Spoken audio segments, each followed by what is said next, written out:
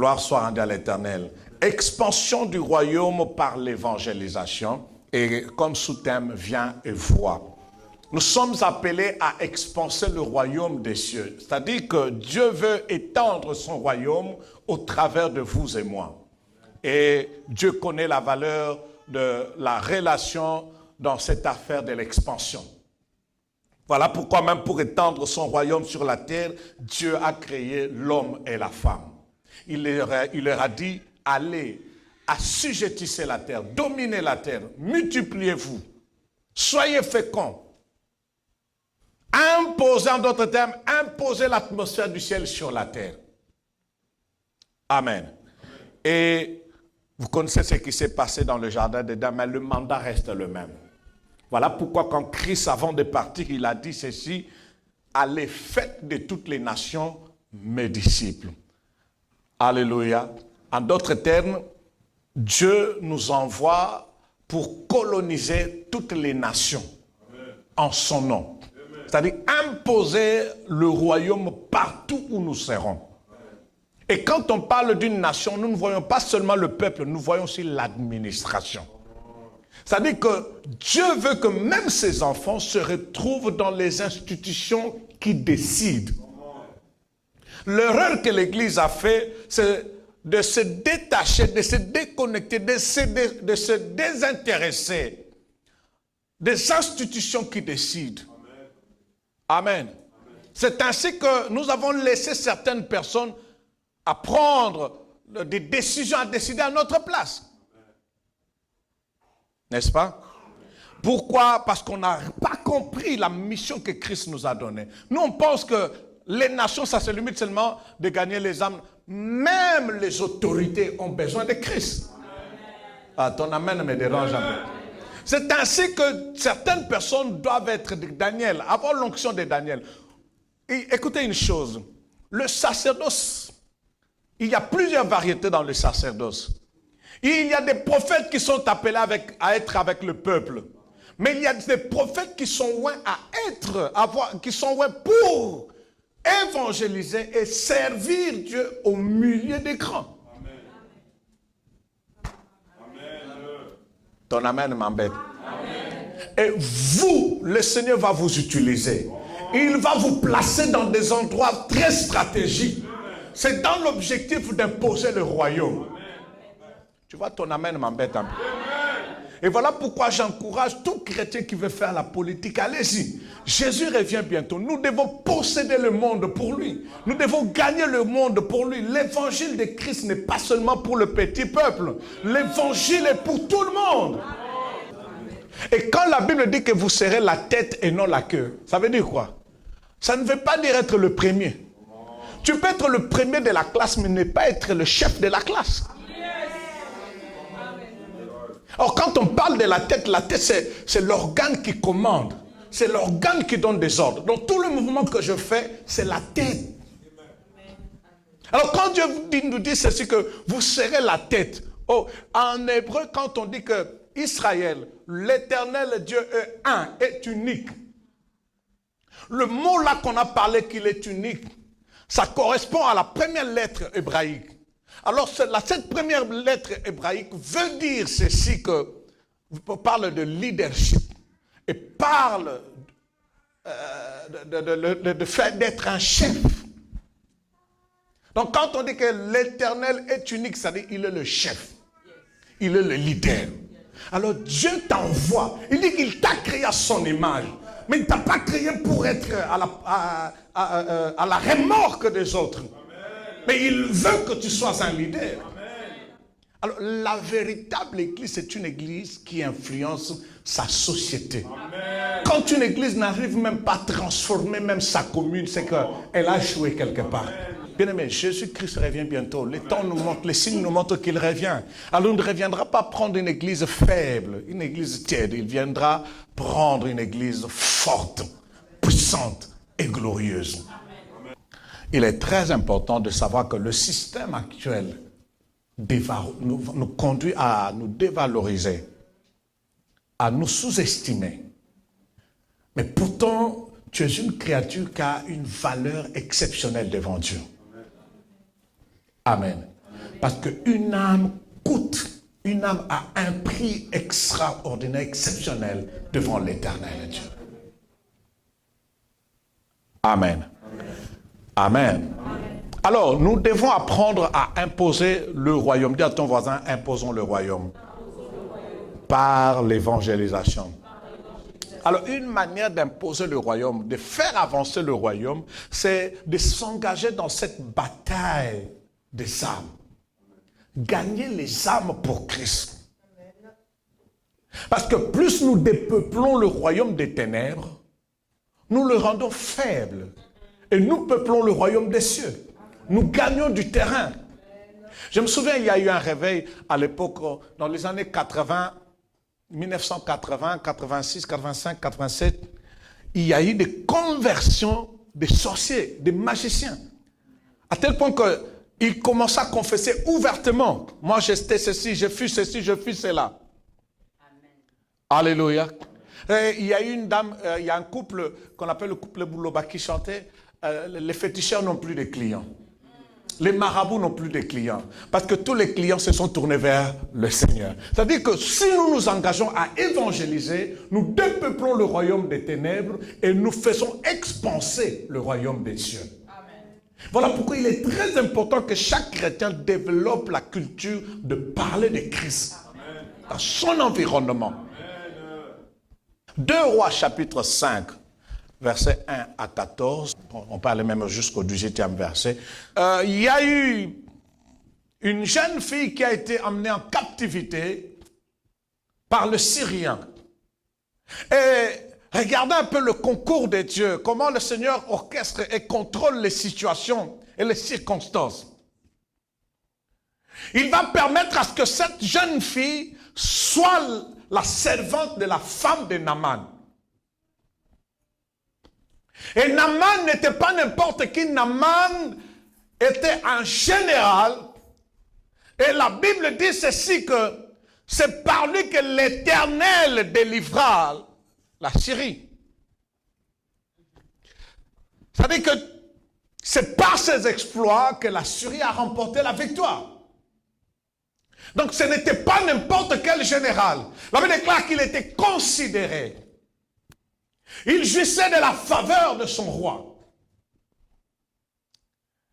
Il était estimé de son roi. Il était hautement placé. Amen. Amen. Mais malgré toutes ces choses, cet homme avait une maladie humiliante qui était la lèpre. Laisse-moi te dire une chose. La bonne nouvelle ou l'évangile, c'est un message disponible pour tout le monde. Pour le petit peuple, pour la classe moyenne et pour la classe élevée. Nous pensons souvent que l'évangile, c'est pour les pauvres, c'est faux et archi faux. Regardez bien aimé, cet homme avait l'estime de son roi. Il était tellement considéré. On dit que c'était un vaillant. Il était respecté. Mais au sein de lui-même, il savait que il avait une maladie. Bien aimé, il y a beaucoup de gens qui ont des problèmes, mais ces choses sont couvertes par leur statut. Ces choses sont couvertes par leur travail, leur capacité financière. Et quand tu regardes visiblement comme ça, tu peux dire que non, ils n'ont pas besoin de l'évangile. C'est faux. Chacun a sa lèpre. Et par rapport aussi à son niveau. Il n'y a aucun statut qui nous épargne des problèmes. Alléluia. Il n'y a aucun statut qui nous épargne des problèmes. Chaque niveau a ses problèmes. Amen. Quand toi tu manques le sommeil parce que tu n'as pas 500 €, mais il y a des millionnaires qui manquent aussi de sommeil parce qu'il y a un problème qui le ronge. Parce que pour toi 500 € c'est un problème, mais pour lui c'est autre chose aussi. Voilà pourquoi l'Église doit s'engager à proclamer la bonne nouvelle sur toute la création. Alléluia. Alléluia. Donne-moi un amen bien. Le même zèle que tu as de proclamer l'évangile devant le pauvre et ce même zèle pour le proclamer devant les autorités, devant les personnes riches, devant les personnes élevant dignité. Fais-le. Chacun a son problème. Alléluia. Alléluia. Non, donne-moi un amen bien. Même les pasteurs ont leurs problèmes. Même les foyers des pasteurs ont des problèmes. Même les enfants des pasteurs ont des problèmes. Amen. Aucun statut, je te dis, ne t'épargnera des problèmes. Au contraire, plus tu montes, plus tu t'exposes aux problèmes. À ce niveau où nous sommes, si tu sors dehors, tu ne sentiras même pas le vent. Mais il suffit seulement de monter un peu plus haut, tu comprendras qu'il y a le vent qui souffle. C'est-à-dire que tu as atteint un niveau, les autres qui sont en bas n'ont pas ce problème. Mais puisque toi tu es monté, tu ressens un peu ce problème-là. Chacun ses problèmes. Souvent nous envions, nous dire, ah, lui il est ceci, ah, si j'étais au moins cela, c'est, ah, bien aimé, écoutez, je vous ai raconté la dernière fois, je pense que j'étais encore frère. Je devais avoir 18-19 ans, où mon pasteur m'a conduit dans la maison de la femme d'un ministre. Elle avait tout, mais l'homme l'a fui. L'homme est allé se réfugier dans la maison d'une dame qui était qu'on appelle, ce sont des bidonvilles, dans des quartiers reculés. Amen. Donne-moi un amen chanté. Amen. Tu peux la voir rouler au bord d'une belle voiture. Tu dis, ah, si j'étais elle, ah, en tout cas. Mais tu ne connais pas les difficultés qu'elle traverse. Amen. N'hésitons pas de proclamer la bonne nouvelle à qui que ce soit. Amen. Chacun a ses problèmes. Naaman avait tous les honneurs. Quand il passait, il y avait des honneurs. Il y avait des militaires. Tout le monde s'élevait comme Naaman passait. Mais quand il rentrait seul à la maison, il se disait, ouf, les honneurs, mais s'il savait au moins ce que j'avais comme maladie. En d'autres termes, je pouvais comprendre. Naaman dit, ils envient mes honneurs, mais moi j'envie leur santé. Parce que la lèpre, quand elle évolue, elle peut même couper, détruire le parti du corps. Donc si cela évolue, à un moment donné, la personne sera mise en quarantaine. Imagine, toi, tu es général, mais tu es mis en quarantaine. Tu ne sais ni voir tes enfants, ni même ta femme, ni même ton bureau. Amen. Ah, ton amen me dérange un peu. Voilà pourquoi dès que tu as l'occasion, bien-aimé, parle de Christ. Amen. Amen. Ne soyez pas aveuglés par ce que les yeux voient. Des fois, c'est ce que moi j'appelle, il y a des tombeaux blanchis. Il y a des gens qui ont des problèmes à l'intérieur, mais extérieurement, ils font un effort de sourire. Ils font un effort de rigoler. Ils font un effort. Mais quand ils restent seuls, ils ne font que pleurer. Après avoir fait ça, c'est ainsi qu'il y a beaucoup de gens qui aiment être avec les gens, rigoler. Des fois, ils sont en train de fuir certaines choses. Et les autres, ils se renferment, ils évitent les gens parce que les gens risquent de remarquer leurs failles. Par rapport à mon statut, je ne veux pas qu'ils remarquent ça. Et quand quelqu'un devient trop distant des gens, ils disent, non, c'est pas même une question de caractère. Il est en train de couvrir une chose.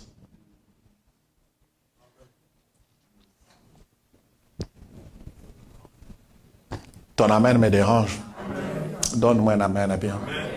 Un amen glorieux. Un amen puissant. Mais ce que j'ai aimé, que Naaman n'était pas comme tous les autres généraux. Parce que déjà, par définition de son nom, ça veut dire, son nom veut dire agréable.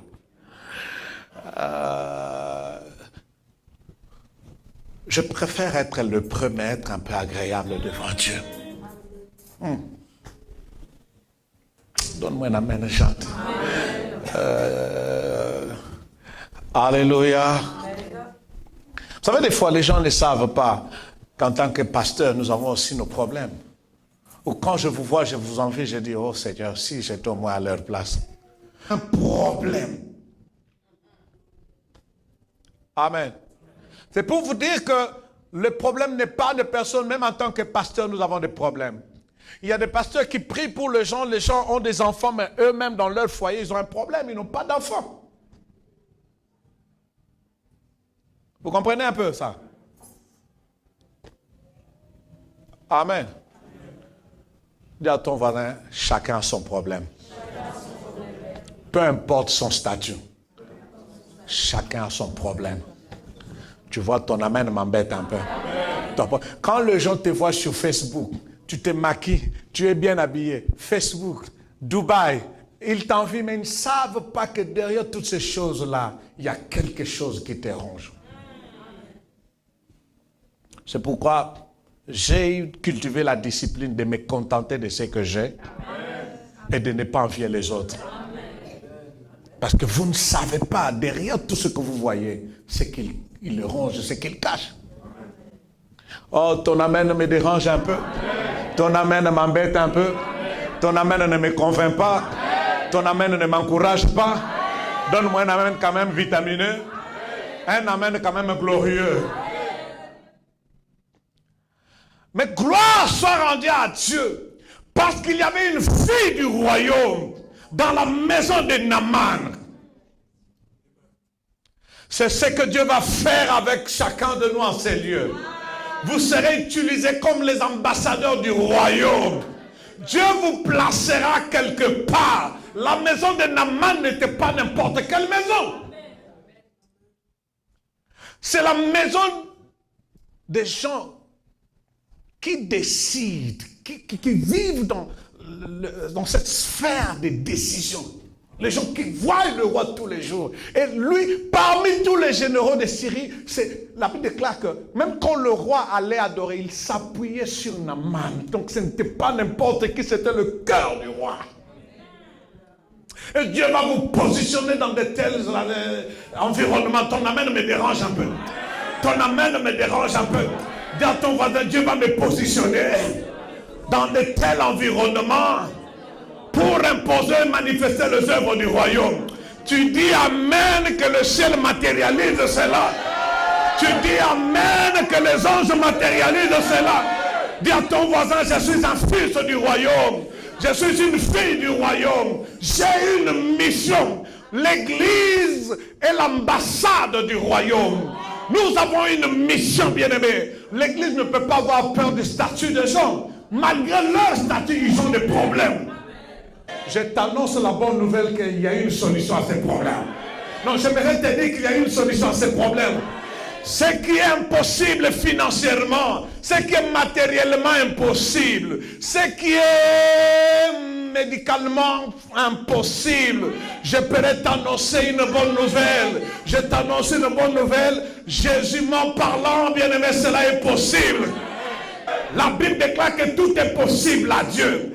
Quand un homme de Dieu, un homme de ce monde déclare l'impossible, laisse-moi te dire une chose. Dans l'impossible, il y a le possible. Si on enlève le 1, alléluia, le IM, nous avons quoi?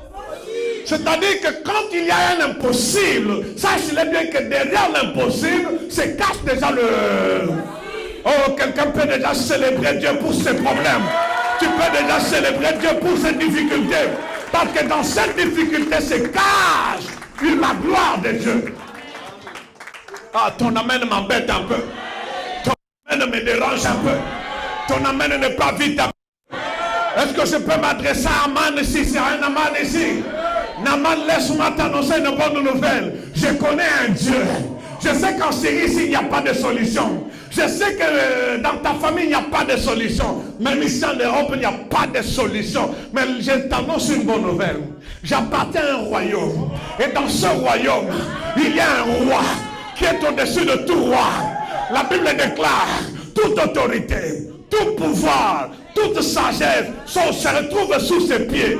Et je représente ce roi de roi s'appelle Jésus-Christ de Nazareth. Peu importe ta maladie, il y a la guérison. Peu importe tes problèmes, il y a la solution. Peu importe tes difficultés, il y a des portes. Oh, ton amène m'embête un peu. Aujourd'hui, cette lèpre va tomber. J'ai dit que la lèpre va tomber. Non, j'ai dit que cette lèpre va tomber. J'ai dit que cette lèpre va tomber. Que ce soit les liens de famille, que ce soit les réclamations familiales. J'ai dit que cela va tomber au nom de Jésus. Même si les hôtels de famille te réclament, j'élève l'hôtel de Golgotha. J'élève l'hôtel de Golgotha. J'ai dit que j'élève l'hôtel de Golgotha. Il y a plus de 2000 ans à la croix. Mon roi a déclaré que tout est... Oh, dans le tout est accompli. Ta délivrance est accomplie. Ta guérison est accomplie. Ta bénédiction est accomplie. Donne-moi un amène vitamine. La jeune fille dit, Madame, j'ai une bonne nouvelle. Si mon maître peut aller chez nous là-bas, il y a un homme de Dieu.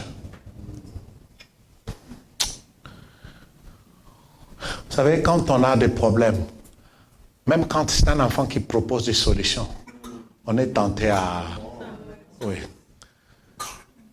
Il n'a pas regardé l'âge, ni même le statut. Parce que le statut d'esclave pouvait l'empêcher à proclamer le royaume. Ah, l'autre avait un statut privilégié, mais il était malade. L'autre un statut défavorisé, mais elle était en bonne santé, mais elle appartenait à un royaume. Donc Dieu l'avait placé là pour un but. Yes. Dis à ton voisin, Dieu va me placer quelque part pour un but. Écoute, ce n'est pas un hasard que tu te retrouves dans cette famille. Même s'il y a des réclamations familiales, même s'il y a des liens. Mais puisque Dieu t'a placé là, c'est pour un but. Vous savez, des fois, ce qui fait obstacle à notre miracle, c'est que malgré ce que nous avons comme problème, c'est l'orgueil de notre statut. En un temps de crise, même quand c'est un enfant qui propose, bien aimé, ne regardez pas votre âge. Vous pouvez être un porteur de solutions dans votre famille, quel que soit ton âge. Amen. Ne regarde pas ton âge. Dieu peut t'utiliser tel que tu es là. Ne regarde même pas ton sexe en disant que moi je ne suis qu'une fille. Ceux qui sont devant moi, ce sont des garçons. Ne regarde pas cela, car quand Dieu veut utiliser, il utilise n'importe qui. Amen. Ensemble avec moi l'orgueil. Et Naaman arrive avec tout son orgueil. L'orgueil intellectuel peut être un obstacle. Amen.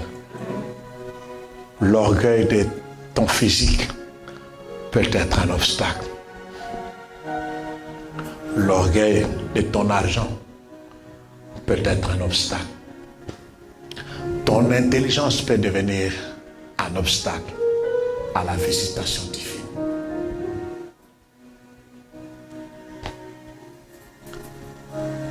Dieu a voulu donner une leçon à Naaman. Si tu veux recevoir quelque chose de moi, sois humble. Parce qu'il était venu. Dieu a dit à son serviteur, ne sors pas. Ne le vois même pas. Envoie ton serviteur, dis-lui ça. Et il part. Le serviteur dit, non, mon maître m'a envoyé pour te dire, c'était sûrement Géasi. Dit, jette-toi dans l'eau cette fois. Dans quelle eau? Oh, dans le Jourdain. Ah, Naaman dit, mais je pensais qu'il pouvait sortir, qu'il allait sortir.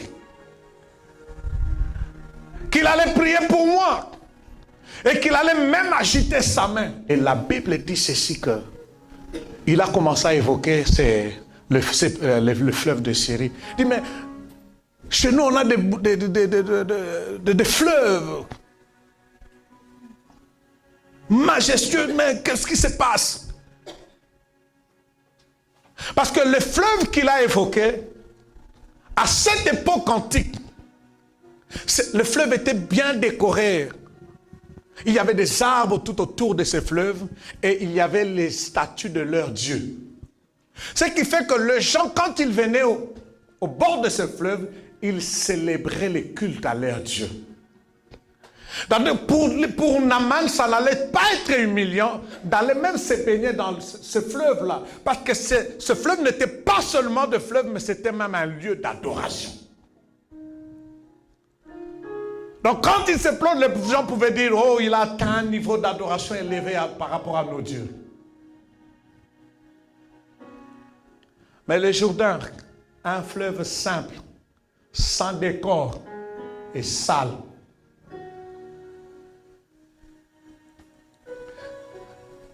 Dieu lui dit, va là-bas. Mais ce que j'aime, il était bien entouré. Dis à ton voisin, sois bien entouré. Sois entouré de gens qui ont le courage de te dire la vérité. Et de bien te conseiller. Supposons que ces gens-là, si... Quelqu'un dit non, conseillons à notre maître d'aller seulement... Dire, toi, tu veux que je perds... Si je perds mon boulot, c'est toi qui vas nourrir mes enfants. Ah, papa, il est grand, il est adulte, il sait ce qu'il est en train de faire. S'il ne veut pas, il ne veut pas. Maintenant, sois entouré de gens qui t'aiment et qui te disent la vérité, mais avec amour. Dis à ton voisin, ne sois pas comme Naaman.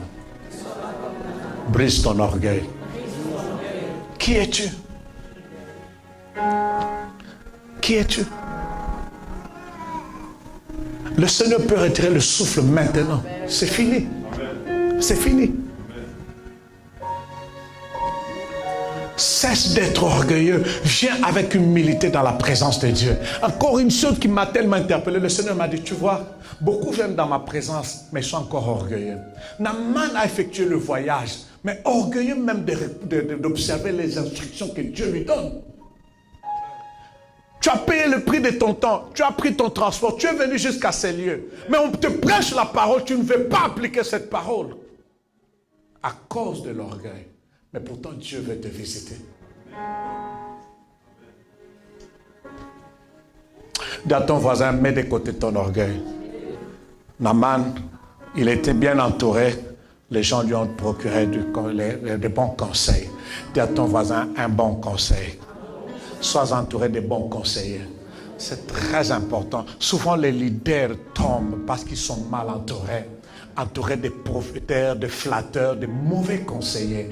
Et si Naaman était entouré de mauvais conseillers, il allait retourner avec sa lèpre. Amen. Et la Bible dit, au final, il a dit, bon, je vais quand même y aller. Il est allé 7 fois. Première fois, il se réveille. Deuxième fois. Troisième fois. Quatrième fois. Et les autres, courage, courage, maître, ça va. Il ne reste que 2. Combien? 2 fois. Mais rien ne change. Maître, il avait dit 7 fois. Vas-y, maître, persévère. Notre général. 6e fois. Ouf, je suis fatigué. Ce type, c'est un menteur. Mais il m'avait dit 7 fois, mais il fallait qu'il y ait quand même un changement, même à la 6e fois. Aucun changement. Dieu n'opère pas selon tes attentes, selon ton chemin. Alléluia. Naaman s'est présenté avec son schéma, Dieu avait son schéma à lui. Lui, il pensait que le prophète allait sortir, agiter la main. Mais Dieu a dit, va dans le Jourdain. Je dois traiter une maladie qui est plus que la lèpre, c'est l'orgueil. Parce que si je ne traite pas cette maladie, tu reviendras un autre jour avec le même problème. Voilà pourquoi Dieu traite d'abord les spirituels avant de traiter ce qui est physique. Et cet après-midi, Dieu va traiter ce problème spirituel qui est à la base de ce problème physique.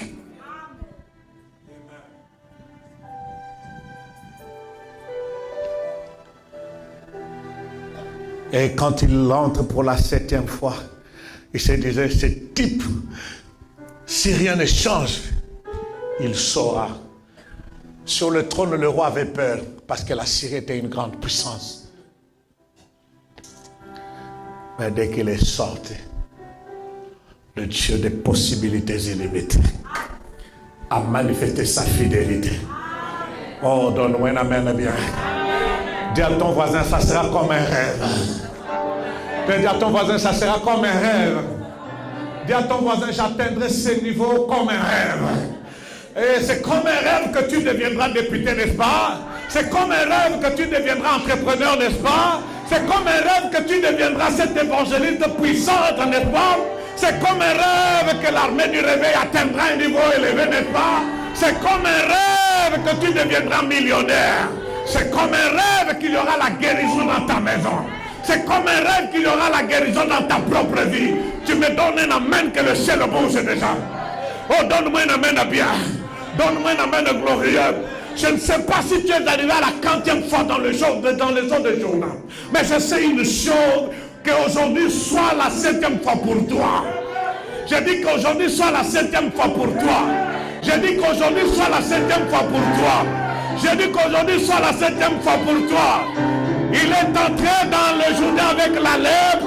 Et quand il sort, la lèpre est restée dans le Jourdain. Je déclare au nom puissant de Jésus que ta lèpre tombe au nom de Jésus. Que la lèpre de ta famille tombe. Que la lèpre dans ta maison tombe. Que la lèpre dans ta vie tombe. Dans ton spirituel, que cette lèpre tombe. Tu me donnes un amen que cela arrive. Le célibat peut être une lèpre dans la famille. Une maladie héréditaire peut être une lèpre dans la famille. L'inceste peut être une lèpre dans une famille. Et ses dégâts, bien sûr. Le mensonge peut être une lèpre. L'orgueil peut être une lèpre. Et je déclare au nom de Jésus que cette lèpre soit terrassée par la puissance du Saint-Esprit. Il y a une grandeur qui est cachée en toi. Dieu veut que tu accèdes à cette grandeur. Et il veut détruire cette orgueil. Il veut détruire cette lèpre. Il veut détruire cela parce que Dieu veut te bâtir. Oh, dis à ton voisin, Dieu veut me bâtir. Est-ce que tu regardes ton voisin, dis-lui, Dieu veut me bâtir. Et quand Dieu te bâtit, il ne te bâtit pas pour être détruit. C'est que Dieu bâtit est bâti sur des fondements solides. Quand Dieu bâtit la vie d'une personne, ni le démon le plus méchant de l'enfer peut renverser la vie de cette personne. La chose la plus importante, c'est que tu sois bâti sur le fondement. Que Christ soit le fondement de ta vie. Que la parole soit le fondement de ta vie. Que ton foyer soit bâti sur le fondement de Christ. Que ton entreprise soit bâtie sur le fondement de Christ. Que tes enfants soient bâtis sur le fondement de Christ. Que ton avenir soit bâti sur le fondement de Christ. Somebody say hallelujah. Somebody say yeah. Vous savez ce que vous allez faire aujourd'hui? Sois humble devant Dieu. Dis-lui, j'ai telle lèpre.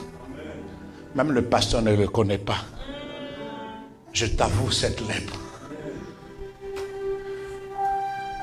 Ça, même ma famille ne connaît pas. Même mon mari ne connaît même pas ça. Ni même ma femme ne connaît pas cette lèpre. Il y a des choses que nous avons la facilité de dire aux gens. Il y a aussi des choses que nous cachons pour nous-mêmes. Il n'y a que Dieu et nous qui sommes au courant de ces choses. Et ce sont de telles choses que tu peux exposer à Dieu. Et la Bible déclare, Naaman était guéri. Mais écoutez, pour clôturer, ça j'aime. Le royaume a été expansé. Naaman a pris la décision de se confier au Dieu d'Israël. Dieu peut nous utiliser pour gagner les gens de ce niveau-là. Aujourd'hui, la destinée de plusieurs personnes sera libérée. Lèvons-nous, nous allons prier.